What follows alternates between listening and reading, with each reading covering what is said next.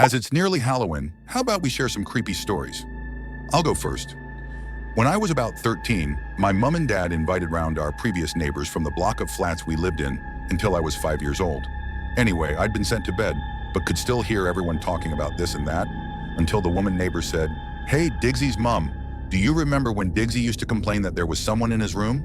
Well, there's a family that's just moved into the floor above who have a 3-year-old son.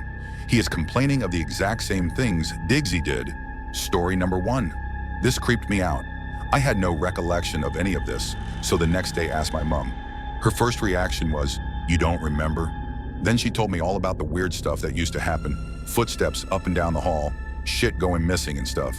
She said the final thing to happen was when she was listening to a record one day, and it started to slow down like someone was holding a finger gently on the platter till it finally came to a stop. My mom said she snapped at this point and started shouting, "Will you leave us the fuck alone?" As soon as she said this, the record went straight back to playing normally, and we never experienced anything again. I've never experienced anything like that since, and these days I'm quite skeptical of such stories.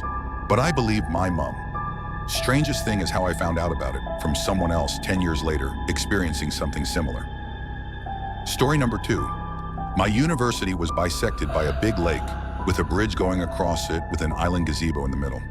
One night I was walking down the side of the lake, about to cross the bridge to go to a dorm on the other side.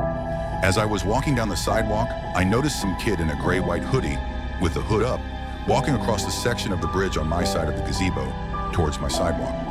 I didn't think anything of him, until I walked by a big tree which blocked my line of sight for a second.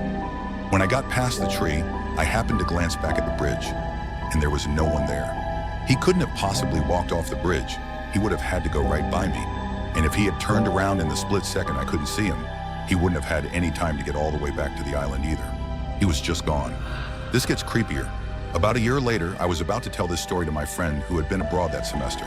He'd never heard it, and before I even got to what I saw, he cut in with, "Wait, did you see a guy in a hoodie disappear?" Yes, he had seen something just like this freshman year. Fucking weird. I hated walking across that bridge alone from there on out. What do you think about these stories?